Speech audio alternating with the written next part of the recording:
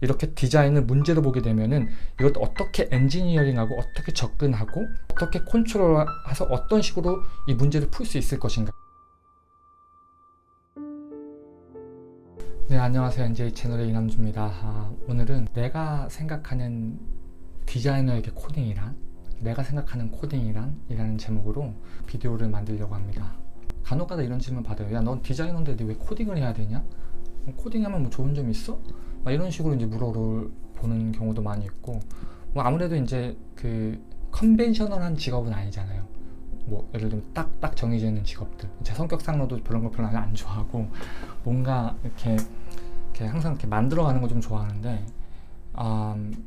사람들이 주로 이제 그렇게 얘기를 해요. 왜 너는 도대체 코딩 그거 왜 하냐? 하면 좋냐? 왜 그것까지 해야 되는데?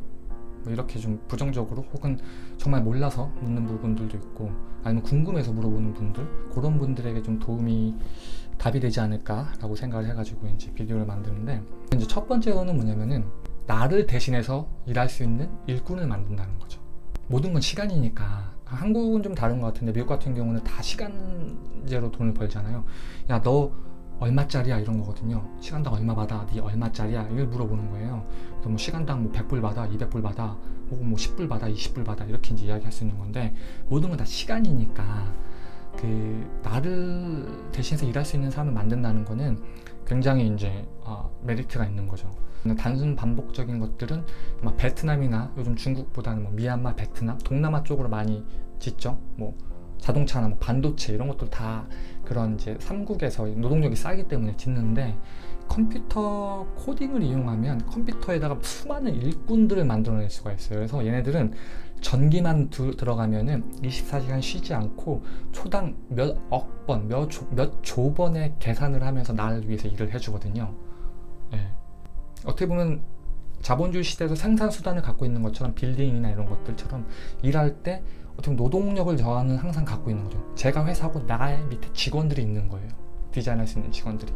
그래서 그런 관점으로 저는 코딩이라는 거는 나를 대신해서 일할 수 있는 그런 일꾼을 만든다 라고 이제 그런 개념으로 전 보고 있고, 그 다음에 이제 오토메이션 같은 경우 단순 반복하는 경우들도 있고, 그 다음에 어떤 디자인 룰이라든지 뭔가를 기본적으로 평가해야 되는 것들이 있으면 그런 것들 다 만들어 놔요. 하나하나씩 펑션이라든지 클래스를 만들어 놓고 갖고 있는 거죠.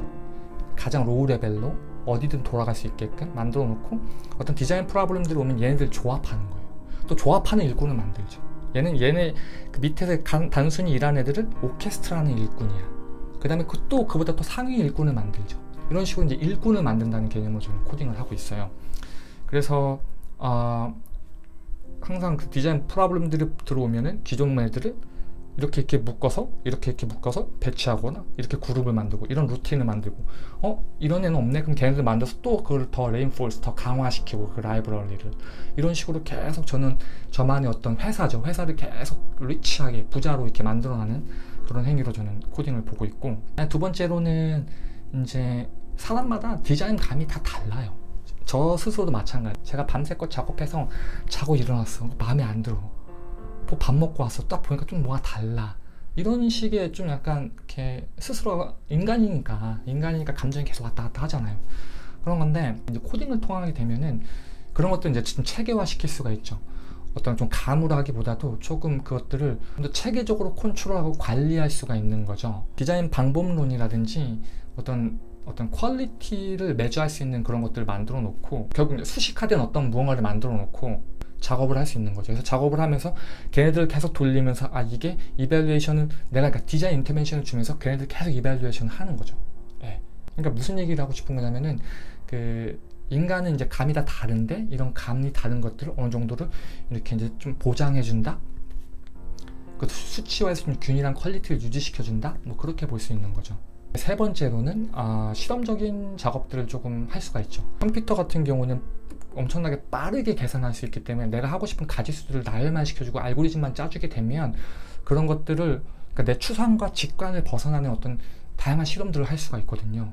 그렇기 때문에 뭐 누구나 예상할 수 있겠지만 굉장히 실험적인 그런 작업들, 어떤 것들은 알고리즘에 드리븐 돼가지고 그것들이 어떤 결과치를 나올 수 있을지 잘 모를 때, 흔히 디자인 스페이스 같은 경우도 그렇죠. 하나의 어떤 지오메트리를 만들고 이 지오메트리에 파라메터라이즈를 하는 거죠. 아, 이거 그 다음에 걔네들을 다 매치시켜 보면서 파라메터들이 어떻게 바뀌었을 때 어떻게 나오느냐, 이런 형태들로 스페이스를 꽉 만드는 거, 꽉 채우는 거, 그걸 디자인 스페이스라고 그러는데, 그런 작업들에서도 유용하게 쓸 수 있죠. 이런 말도 들어보셨을 거예요. 뷰티 오브 랜덤니스라고, 랜덤아이즈에서 오는 그런 아름다움, 뭐 아트 하시는 분들 있는데, 뭐 저는 뭐 랜덤을 그렇게 신봉하진 않지만 어쨌든 그 랜덤도 하나의 이제 알고리즘이거든요. 그렇기 때문에 어쨌든 실험적인 작업을 할 때 인간들이 어떤 그 엡실론처럼 알지 못하는 어떤 그러한 데이터들, 그런 것들도 우리가 파라미터를 탁탁탁 직관적으로 찔러가면서 어떤 실험 같은 걸 할 수 있을 때 도움을 줄 수 있다는 거죠. 그래서 코딩을 할 때 실험적인, 코딩을 통해서 실험적인 작업들도 쉽게 할 수 있다. 어떤 내가 그 시스템만 만들어주면, 실험할 수 있는 환경만 만들어주면 디자인, 그 환경 안에서 그 디자인을 실험할 수 있다는 그런 플레이그라운드를 열어주죠. 그리고 이제 네 번째로는 그 문제로서의 디자인이에요. 이게 무슨 말이냐면은, 그 디자인은 사실 이렇게 뭔가를 만드는 게 아니라, 디자인이, 그러니까 우리가 만든 디자인이라는 것들에 대한 그 퀄리피케이션을 정하고 그것들을 프로블럼으로 삼는 거예요. 그래서 그 프로블럼에 도달시키는 능력이거든요. 도달시키는 관점인 거예요. 그래서 이 프로블럼들을 풀기 위한 솔루션들을 만든다는 개념으로 디자인에 접근할 수 있는 거예요. 디자인의 인식이 약간 좀 바뀔 수 있겠죠. 어프로치가 좀 달라질 수 있다는 거예요. 이 말은 지금 디자인 프로세스를 내가 암묵적으로 혹은 무의식적으로 뭔가 해왔다고 친다면, 그런 것들 좀 더 체계적인 프로세스로 내가 유지, 관리, 보수할 수 있는 거예요. 디자인 프로세스 자체를. 이해되시나요? 사실 좀 직관에 의존한 어떤 디자이너들도 같이 작업을 해보면 나름의 랭귀지들이 있어요. 디자인 랭귀지들이 있다는 거죠. 그 풀 안에서, 그 랭귀지의 풀 안에서 경험이란 데이터로 이렇게 이제 조합을 하면서 디자인해 나가는데, 이것도 관찰해 보면은 그것 또한 다 체계화가 가능하거든요. 이렇게 디자인을 문제로 보게 되면은 이것도 어떻게 엔지니어링하고 어떻게 접근하고 어떻게 컨트롤해서 어떤 식으로 이 문제를 풀 수 있을 것인가, 그리고 또 이 문제를 하나 풀어놓으면 아까도 말씀드린 것처럼 놔뒀다가 다음에 비슷한 문제가 나오면 걔네들 어떻게 투입할 것인가, 그 전의 프로블럼과 지금의 프로블럼은 뭐가 다른가, 어떻게 엔지니어링을 해야겠나, 어떻게 어프로치를 해야겠나, 그런 것들을 좀 고민할 수 있다는 거죠. 디자인을 접근할 때 조금 더 시스테매틱하게 좀 접근할 수 있다, 뭐 그런 게 저에게 코딩이 주는 이제 강점인 거죠. 다섯 번째 같은 경우는 네 번째처럼 목적이 명확하니까 그 컨버지 시키는 것도 명확하다는 거예요. 그러니까 내가 작업을 어떻게 시작해서 어떻게 어디까지 단계까지 끌고 가야 끝낼 수 있을지를, 이걸 명백하게 알 수 있다는 거죠. 즉 어떤 디자인 프로블럼 풀기 위해서 이것들 나눠 들어가다 보면 결국 알고리즘 단계까지 들어가겠죠. 물론 이제 알고리즘을 어디까지 어떻게 볼 거냐에 따라 달라질 수 있는데, 어쨌든 그 알고리즘을 짠다는 거는 이제 의도가 명확해야 되거든요. 인풋과 아웃풋이 명확해야 돼요. 예. 사실 되게 모호한 디자인들을 인풋이 명확하고 아웃풋이 명확한 뭔가를 만드는 것 자체도 어떻게 보면 능력인데, 그것도 경험이고 힘인데, 어쨌든 됐다는 전제 하에서 디자인을 바라보게 되면은 굉장히 내가 풀어야 되는, 내가 컨버지 시켜야 되는 명백함이 일단 존재한다는 거죠. 가령 이런 거예요. 뭐 자동차의 파킹랏을 극대화시킨다던가, 그러니까 더 많은, 같은 건물이지만 더 많은 파킹랏이 들어가게 만든다던가, 아니면 하나의 건물이 있으면 이 건물의 에너지 컨섬션을 최대한 내추럴 벤틸레이션으로 최대한 컨섬션을 줄인다던가, 아니면 동선을 최적화시킨다던가, 시공시 어떤 그 형태들을 모듈라이즈 해가지고 조금 합리적인 시공 프로세스를 만든다던가, 시공비를 절약한다던가, 이런 등등의 문제들을 볼 수 있는 거죠. 그래서 한번 알고리즘을 짜놓으면은 이제 계속 수정해서 쓸 수도 있고, 그 다음에 명백하기 때문에 이런 것들은 사실 또 이런 프로블럼들은 많이 나와요. 디자인 하다 보면은. 그러니까 디자인을 평가하기 위한 하나 두 개 이상의 어떤 그런 캐터고리 안에 들어갈 수 있다는 거죠. 그래서 이런 관점으로서도 코딩을 하게 되면은 내 디자인 프로블럼을 좀 더 명확하게 보는 그런 훈련들을 계속 할 수 있다. 컨버지를 어디다 시켜야 될지, 어디로 내가 타겟팅을 해갖고서 쭉 그 문제들을 끌고 가야 될지에 대한 이야기인 거죠. 여섯 번째로는 데이터인데요, 데이터. 그래서 요즘도 아니다, 한 2010년도 때쯤에 한창 떴었죠. 뭐 빅데이터, 그 다음에 뭐 5G, 결국 다 이게 데이터거든요. 데이터를 어떻게 프로세스하고 데이터를 어떻게 연결시킬까에 대한 이야기인데, 도메인마다 다른데 설계를 컨벤셔널리 하시는 분들은 이런 패러다임 시프트에 굉장히 보수적이에요. 예. 어쨌든 건축을 혹은 흔히 얘기하는 4차 산업, 혹은 뭐 빅데이터 이런 관점으로 보면은 좀 이렇게 흔히 불나방 같이 혹은 그냥 하나의 어떤 유행 이런 식으로 보시는 분들도 많이 있는데 어쨌든 뭐 그 이유가 있겠죠. 예, 전부 잘 모르겠지만 그 이제 빅데이터의 관점으로 데이터 즉 빅데이터의 관점으로 건축을 볼 수 있다는 거예요. 건축 디자인을 데이터의 관점으로.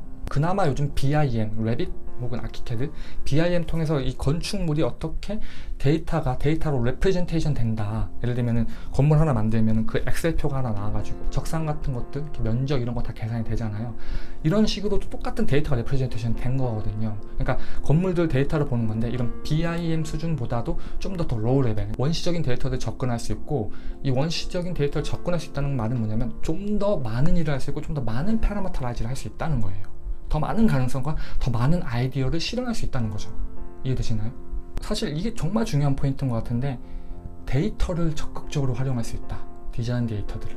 그게 코딩이 저에게 주는 프리덤 중에 하나죠. 7번째로는 다양한 커리어 파스를 만들 수 있다. 여러분들 제가 그 예전에 인터뷰 보고 다닐 때 그런 것도 있었어요. 디자인 엔지니어링이라는 포지션도 있어요. 예. 뭐 이렇게 인텔이나 우버나 뭐 마이크로소프트, 구글 이런 데 있었던 것 같아요. 그래서 그건 뭐냐면은 디자인을 하는데 좀 더 그러니까 코딩의 힘을 빌려서 이제 디자인을 하는 거죠.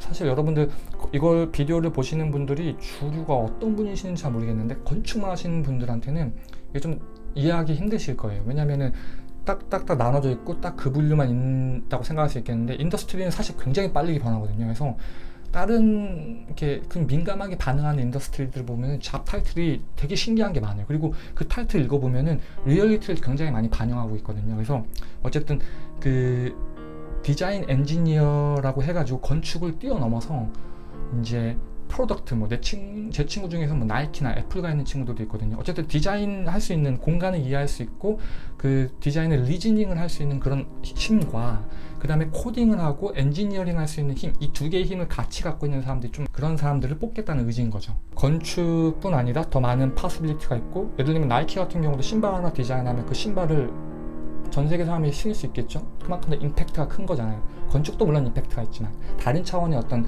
그 가능성들을 내가 경험할 수 있다, 이런 걸 좀 말씀을 드리고, 이 부분에 대해서는 제가 직장 취직에 대한, 취업에 대한 비디오를 이제 생각을 하고 있는데 그때 좀 더 자세히 다루기로 하고요. 8번째 같은 경우는 이제 진입장벽이 높다는 거죠. 사실 이게 장난이기도 한데 나에게서의 코딩은 진입장벽을 높여주는 거예요. 예. 내가 시장에서 내 몸값이 이 정도로 책정이 됐을 때 더 올라갈수록 희소성이 생기는 거잖아요. 그렇죠. 예. 근데 이걸 아무나 할 수 있어. 그럴 경우에는 당연히 내 몸값이 떨어지겠죠. 그러니까 내가 할 수 있는 디자인 어빌리티나 어떤 띵킹 프로세스랑 컴퓨터를 활용해서 일을 시킬 수 있는 부분들, 이런 것들이 합쳐졌을 때 내가 좀 더 진입장벽이 높아지는, 왜냐면 이렇게 동일하게 할 수 있는 사람들이 많이 없으니까 내가 할 수 있는 일이 좀 더 많아지고, 내가 생각을 얘기할 때 사람들이 좀 더 많이 들어주는 것들을 많이 경험을 했어요. 특별히 이제 해외에서. 그렇기 때문에 이렇게 진입장벽을 높여 놓으면은 그만큼 내가 더 좋은 조건에서 일을 할 수 있겠죠. 그리고 더 좋은 환경에서 더 좋은 프로젝트를 할 수 있겠죠, 상대적으로. 근데 사실 여러분이 잘 들으셔야 될 게, 제가 곰곰이 생각을 해보면은 요즘 이제 미국 같은 경우에 고등학교에서도 머신러닝, 인공지능을 가르치거든요. 그리고 중학교, 초등학교에서도 이제 코딩 같은 것들, 크리에이티브 코딩도 가르쳐주고. 근데 지금부터 한 5년, 10년까지는 코딩이 스페셜리스트가 될 것 같아요. 예. 하지만 10년 지나면요, 지금 우리 포토샵 잘한다고, 오토캐드 잘 쓴다고 연봉 더 주지 않잖아요. 더 데려오려 하지 않잖아요. 그렇게 될 거거든요. 그렇기 때문에 이 패러다임을 잘 맞춰가고 싶다, 앞서가고 싶다 하면은 여러분 좀 서두르셔야 되고, 하여튼 패러다임 시프트가 지금은까지는 코딩이 스페셜리스트인데 앞으로는 스페셜리스트라기보다도 그냥 엑셀 쓰는 수준, 그 정도로 될 거예요. 반드시. 예. 지금 뭐 구글이나 다른 마이크로소프트나 이런 데서 하는 정책들을 보면은 그렇게 안 되는 게 더 이상하죠. 9번째는 디자이너에게 나에게 코딩은 나에게 많은 경쟁력을 주죠. 앞에 거랑 좀 비슷한 걸 수도 있는데 이렇게 한번 이야기를 해볼게요. 건축은 뭐 50부터라 뭐 이런 말을 제가 들어봤거든요. 그러니까 그만큼 경력도 있어야 되고 좀 여러 가지 부분들이 이렇게 이제 아울러졌을 때, 그때 이제 좀 더 포괄적이고 합리적이고 좀 더 이제 모두가 공감할 수 있는 건물을 디자인할 수 있는 능력이 있지 않을까라는 말이 포함되어 있는 것 같아요. 그렇기 때문에 그만한 경력이 있어야 되고, 뭐 20대에 아무리 홈런을 빵빵 친 그런 건축가가 있다 하더라도 그런 건축가보다는 50대 60대 건축가가 좀 더 포괄적으로 뭔가를 해낼 수 있다, 경험에 의해서. 그런 것들은 뭐 누가 들어도 알 수 있을 것 같아요. 그런 의미인 것 같아요. 하지만 엔지니어링 쪽 들어가잖아요. 특별히 이제 코딩 쪽이겠죠. 이런 쪽에 들어가게 되면, 특별히 이제 컴퓨터 사이언스 쪽에서 코딩 이쪽으로 들어가면 엄밀하게 이야기하면요, 학위도 사실 필요가 없어요. 실력이에요. 실력. 네. 물론 초반에는 내가 회사를 들어가거나 무슨 일을 할 때 학위라든지 그런 부분에 도움을 받겠죠. 하지만 일을 해보면 알거든요. 디자인을 이발루에이션 하기가 쉽지가 않잖아요. 하지만 이거는 명백하거든요. 코딩 부분은. 물론 이제 디자인 프로블럼을 찾아내고 파라메터라이즈 하고 알고리즘을 구현하고 아키텍처를 짜고 하는 그런 능력은 이제 시간과 경력에 대해서 비례해서 올라가겠지만, 어쨌든 그럼에도 불구하고 얘가 실력이 있으면 그만한 대우를 받을 수 있고 처우를 받고 돈을 받을 수 있는 그런 영역이다 라는 말이죠. 제가 어디서 그 글을 하나 봤는데 뭐 이런 내용이었어요. 그 어떤 선배가 있었는데 그 CS 컴퓨터 사이언스를 전공을 하고 여행하고 싶다 그래가지고 독일에 가가지고 거기서 이제 취직해가지고 사는 거예요. 예, 그리고 요즘 뭐 디지털 노마드라 그래서 이렇게 컴퓨터 하나 들고서 막 동남아나 이렇게 돌아다니면서 편하게 작업하시면서 어디든 자기가 실력이 있으면은, 어디든 그런 경험이 있으면은 여기저기 수요가 많고 일을 해내고 하는 것들은 굉장히 명백하기 때문에 어느 정도의 진취적인 그 용기와 그 다음에 어느 정도 실력만 갖추고 있으면은 어느 나라를 가든 어느 지역을 가든 거기서 내가 취직을 하고 돈을 벌 수 있다는 거죠. 물론 다른 직업도 마찬가지지만 비교적 이게 편하다는 거예요. 그건 사실이잖아요. 그죠? 그 글쓴이의 마무리가 좀 더 재밌었는데, 그 글의 마무리를 좀 제가 읽어드리면 이렇게 써 있었어요. 실력이 좋으면 유일하게 우리나라에서 학벌이고 감투고 뭐고 다 부수고 높은 연봉 받고 그에 대한 대우를 받는 직업이 아닐까 싶습니다 라고 이야기를 하더라고요. 근데 저는 미국에서도 그렇고 저는 보편적으로 상대적으로 맞는 말이라고 봐요. 물론 어느 영역에나 가든 그것을 뛰어넘는, 그 두꺼운 층을 뛰어넘는 그 상위 레벨에서는 다 그만한 대우를 받겠지만, 비교적 컴퓨터 사이언스 쪽 혹은 코딩 쪽, 특별히 코딩 쪽 같은 경우에는 그런 가능성을 더 많이 열어준다. 이게 제가 경험한 거예요. 여기서 오해를 하나 잡으면요, 그럼 내가 컴퓨터 사이언스를 전공해야겠네가 아니에요. 여러분들 각자 하시는 도메인들 있죠. 각자 하는 일이 있다고요. 그 일에서 내가 영어를 잘해. 그러면은 더 들어갈 때 좋은 점수 받잖아요. 그렇잖아요. 영어 안 쓰더라도 영어 기본이잖아요. 우리나라 취직하려면은. 근데 내가 예를 들면은 프로그래밍을 할 줄 아네? 그러면은 이제 앞으로의 회사들 그 리크루터들의 그 머릿속에는 얘가 코딩을 할 수 있네? 그럼 그만큼 일을 효율적으로 짤 수 있고, 그 다음에 컴퓨터를 활용해가지고 이런 자기네들 하는 업무들을 충분히 개선시킬 수 있는 능력과 생각하는 띵킹 프로세스가 갖춰져 있네? 라고 생각할 거라는 거죠. 해외에 큰 머리 잘 돌아가는 그런 회사에서는 이미 다 이렇게 하고 있고요. 그렇기 때문에 코딩이라는 거는 내가 진짜 단순하게 이거 코딩 할 수 있어요가 아니라 내가 하고 있는 도메인 안에서 컴퓨팅의 힘을 사용할 수 있냐 없냐, 컴퓨터의 알고리즘을 이용할 수 있냐 없냐 이런 문제이기 때문에 전혀 다른 관점인 거예요. 참고로 제가 하나 더 말씀드리면은, 옛날에 하버드 있을 때 제가 머신러닝 수업을 들었는데 그때 100% 중에서 70%가 다 다른 과에서 왔어요. 다 다른 과에서 다 컴퓨터 사이언스, 데이터 사이언스를 배우러 온 거예요. 왜 배우러 왔겠어요? 전과로 온 건가요? 아니라고요. 자기네들 업무에서 그 필요한 업무들인 거예요. 우리가 디자이너 뽑을 때 너 포토샵 할 줄 알아? 안 물어보잖아요. 그러니까 앞으로는 데이터를 다루고 무슨 산업에서든 간에 이 코딩을 할 수 있는 능력과 할 수 없는 능력은 정말 갈릴 수 있다는 거죠. 내가 생각하는 디자이너에게 코딩이란, 혹은 나에게 코딩이란, 이란 질문으로 한 9가지의 이유로 제가 답변을 해드렸는데, 여러분들 동의할 수도 있고 동의 못할 수도 있겠죠. 근데 어쨌든 뭐 이렇게 코딩이 너는 왜 배워야 된다고 생각을 해? 너는 왜 디자이너가 코딩까지 해야 돼? 라는 부분에 대해서 제가 어쨌든 경험하고 느낀 거니까 궁금하신 분들에겐 좀 도움이 됐으면 좋겠습니다. 여기서 만약에 여러분들에게 좀 모티베이션이 되는 부분들이 있다고 친다면은, 사실 그래요. 인생은 나름대로 이제 저는 개인적으로는 이렇게 운명론자예요. 정해져 있다고 믿거든요. 프리데스티네이션을 믿는데, 어쨌든 그럼에도 불구하고 저는 제 인생에서 분명히 내 앞에 5년 뒤, 10년 뒤의 미래는 내가 선택할 수 있다고 믿고 있거든요. 이게 이런 얘기 할 필요 없는데, 어쨌든 이게 저는 상충이 안 돼요. 좀 설명하면 좀 시간이 필요한데 어쨌든 설명을 일단 넘어가고, 그렇기 때문에 여러분들 지금 내가 앞날의 미래들이 이런 쪽으로 가고 싶다 하면 그쪽으로 가세요. 노력하세요. 시간을 투자하세요. 그럼 반드시 옵니다. 안 오더라도 차선책들이 분명히 생기고 그 차선책들이 모이면은 우선책보다 더 좋은 결과를 만들어낼 수도 있기 때문에 제가 말씀드린 그 어떤 코딩에 대한 부분들 여러분들에게 조금 많은 고민들, 많은 생각을 할 수 있는 그런 거리를 던져줄 수 있는 그런 비디오였으면 좋겠습니다. 네, 시청해주셔서 감사합니다.